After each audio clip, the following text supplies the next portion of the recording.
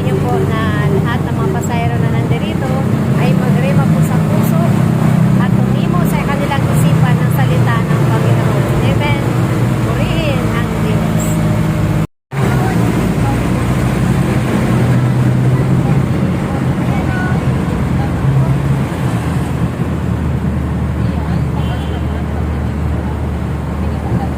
Pagpalang hapon po sa inyong lahat, mga kapwa ko po pasahero. Hello po, hi. Magandang hapon po sa inyong lahat. Sumain niyo po ang kapayapaan ng ating Diyos Ama na sa langit at ng ating Panginoong Heso Kristo. Amen. Peace be with you po, mga kapwa ko po pasahero. Lalo na po sa ating kuya driver. Ayan, magandang hapon po sa inyong lahat. So, habang tayo po ay nagbabiyahe, tayo po ay mananalangin, inanyayaan ko po kayo na tayo po ay mag-pray. Amen. So, nawa po, sabayan nyo pa ko sa panalangin. Amen. So, halina po tayo mananalangin, no? Ama naming makapangyarihan sa lahat, dakilang Ama na nasa langit. Maraming salamat po, Panginoon, sa iyong pagising sa amin sa araw na ito. Panginoon, maraming salamat po sa kalakasan ng pangangatawan, o Diyos. Thank you so much po, Jesus. Salamat po, bumangon kami sa aming higaan na wala po kaming karamdaman, Panginoon. Maraming salamat, pinupuri ka namin, Panginoong Jesus. Dakilang Ama na nasa langit, may hilingin po kami sa iyo ngayon. Iniling po namin, Lord, na ingatan niyo po kami sa aming biyahe sa araw na ito, Ama. Nawa po makarating po kami sa aming puputahan na ligtas, Panginoon. Ama naming makapangyarihan sa lahat na may gawa ng langit at lupa, gabayan niyo po kami, Panginoon. Bigyan niyo po kami ng kalakasan ng pangangatawan. Balutan niyo po kami, Panginoon, ng iyong banal na dugo. Father God, dalangin po namin ang kuya driver po. Bigyan niyo po siya ng malinaw na paningin, kalakasan ng pangangatawan. Ilayo kami sa disgrasya o namang kapamakan, o Diyos. Father God, sa pangalan na Jesus, I speak blessing po kay kuya driver. I speak protection po sa kanya at sa lahat po ng mga pasahero na sasakay po dito sa kanyang sasakyan. Father God, dinggin mo po ang aming kahilingan at panalangin sa pangalan ni Jesus. Amen. Hallelujah. Purihin ang Diyos. No? Mahal na mahal po tayo ng Panginoon. No? Yan. Huwag niyo pong kalimutan na lagi po tayong mananalangin. No? Dahil sinabi nga ng Panginoon sa banal na kasulatan, ito po, Bible. No? Sabi ni Jesus sa Efeso chapter 6 verse 18, lagi kayong manalangin sa lahat ng pagkakataon at humiling sa patnubay ng banal na Espiritu. Patuloy po natin ipanalangin ang bawat isa po sa atin at ang mga hinirang ng Panginoon. Amen po. Hilingin po natin sa Panginoon palagi na tayo po ay bigyan ng kalakasan ng pangangatawan, ilayo sa sakit o karamdaman, at ilayo po sa disgrasya o anumang kapahamakan. Yun ang hilingin po natin. At higit sa lahat, hilingin po natin sa Panginoon na tayo po ay mapatawad sa ating mga kasalanan. Amen. Tayo pong mga tao, tayo po ay nagkasala sa ating Panginoon. Ayon po nasusulat sa Roma chapter 3 verse 23, ang lahat po ay nagkasala. Wala po ni isa man po ang nakabot sa kaluwalhatian ng ating Diyos Ama. Lahat tayo nagkasala. Amen. Mga kapwa ko po pasahero, huwag po kayo mag-alala. Hindi po ako manghihingi ng pera o anumang mga bagay na meron po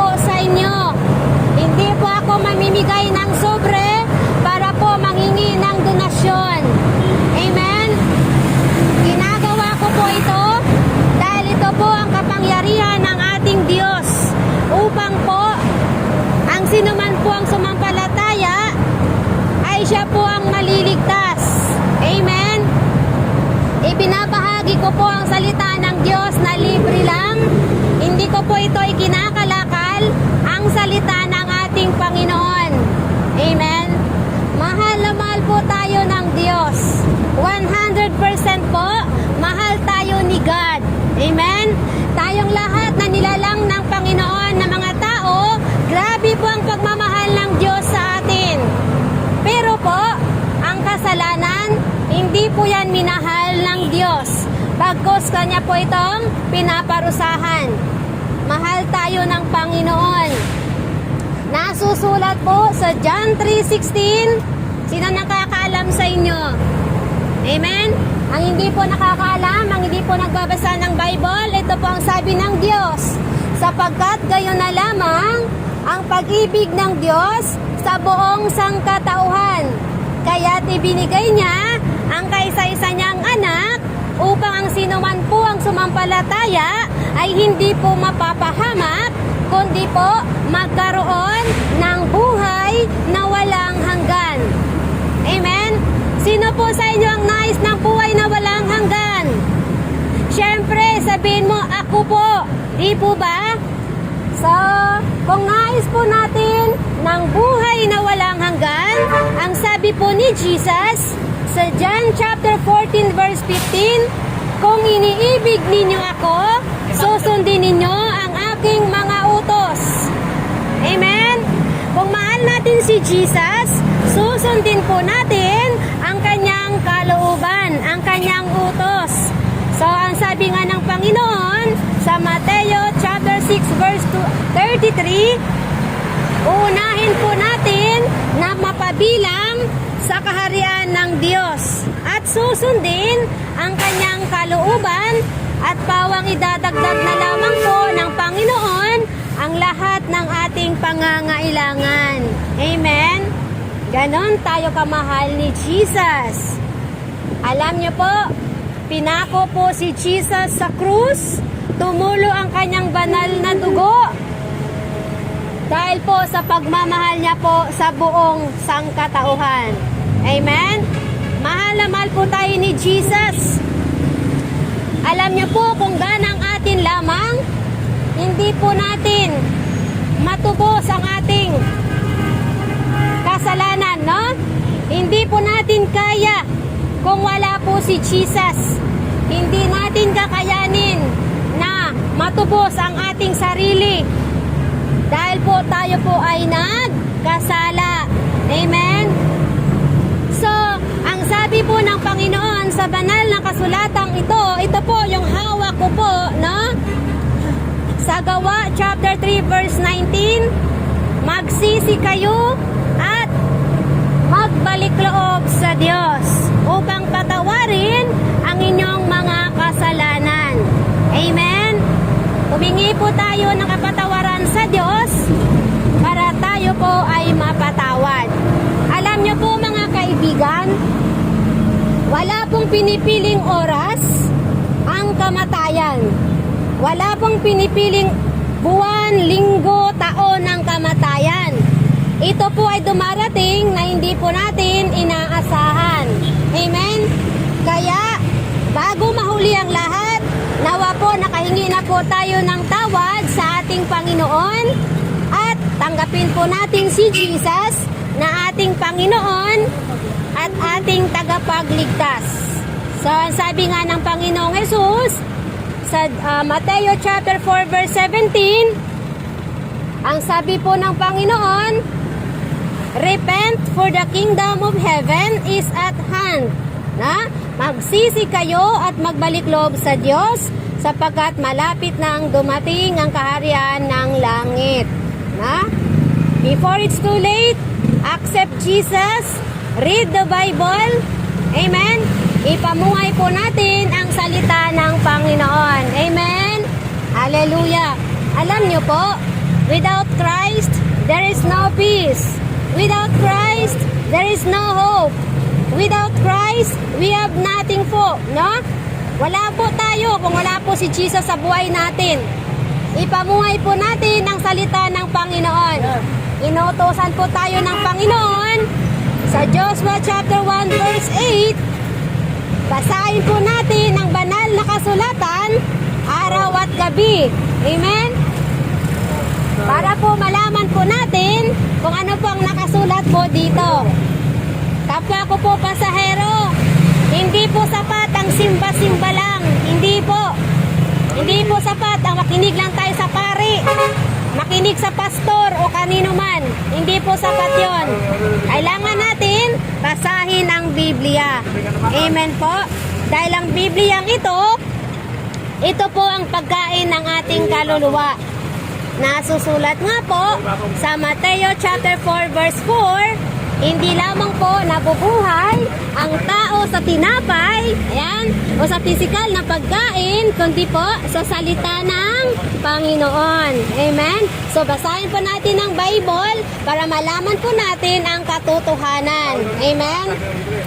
Sumampalataya po tayo sa anak ng Diyos. Walang iba po kundi po si Jesus. Amen? Si Jesus lang po ang Panginoon. Siya po ang anak ng Diyos. Amen?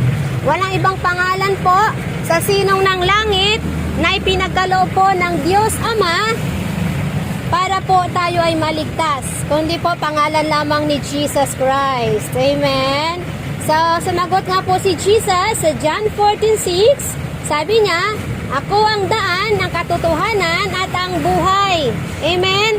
Jesus is the way, the truth, and the life. No one comes to the Father except through Him. Amen?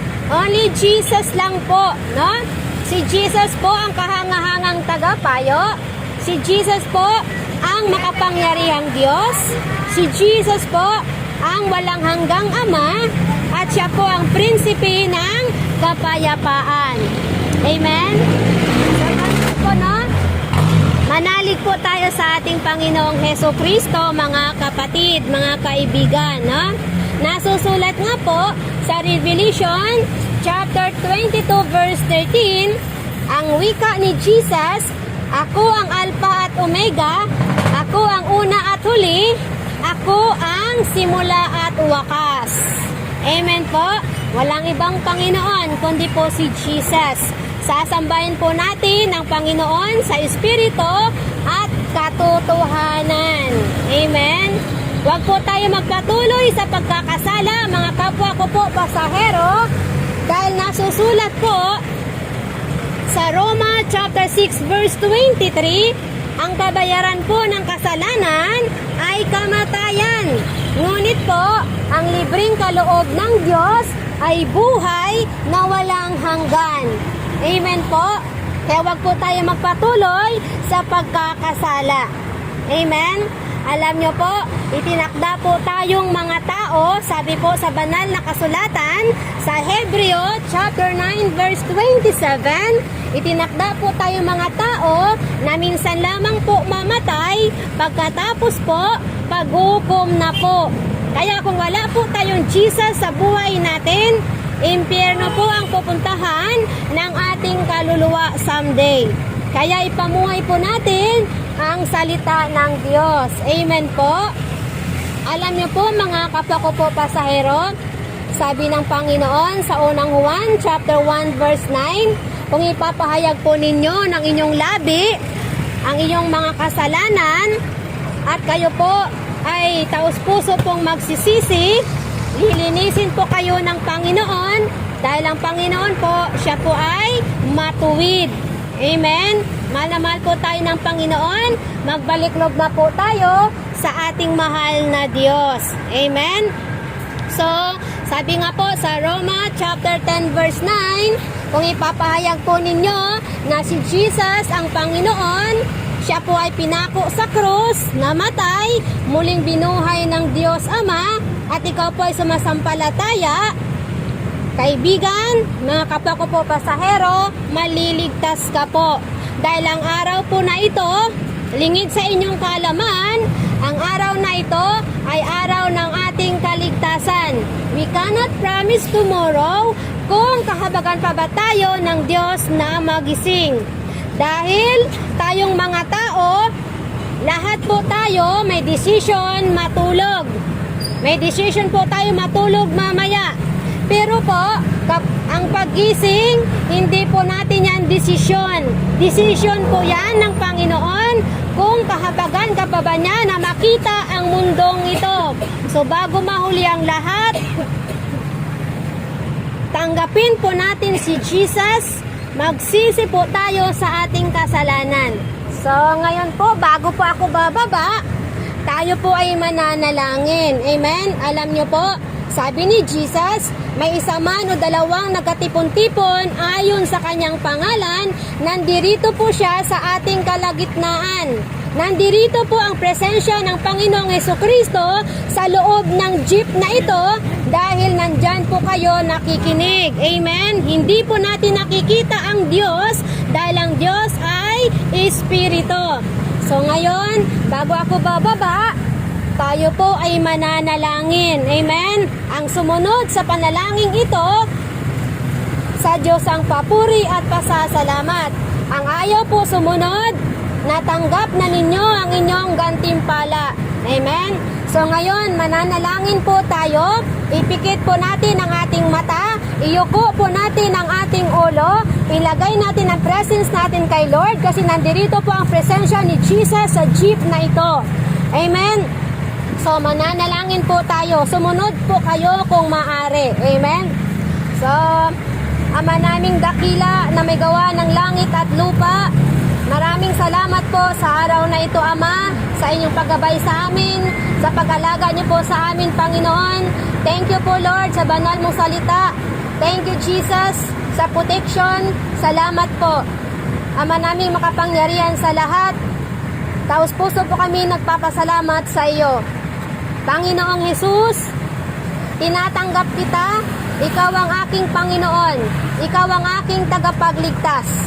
Panginoong Jesus, inaamin ko po na ako po ay nagkasala sa isip, sa salita at sa gawa simula nung ako'y bata. Hinihiling ko po, Panginoon, na ako po ay mapatawad sa aking mga kasalanan. Panginoong Jesus, taos puso po akong nagsisisi sa aking mga kasalanan. Patawarin mo ako, Panginoon. Panginoon, pagharian mo po ang buhay ko. Pagharian mo, Panginoon, ang iyong banal na salita. Tulungan mo ako, Panginoon, na magrema po sa aking puso. Tumimo sa aking isip, Panginoon. Tulungan mo ako na maipamuhay ko po ito habang ako iyong binibigyan ng pagkakataon na mabuhay. Panginoong Jesus, sumasampalataya ako sa iyo. Ikaw ang Diyos na pinako sa krus, namatay, inilibing, at muling binuhay ng Diyos Ama. Sumasampalataya ako sa iyo. Tinatanggap kita, Panginoon. Panginoong Jesus, isulat mo po nawa ang aking pangalan sa aklat ng buhay. Panginoon, pinapatawad ko na po ang mga nagkasala sa akin.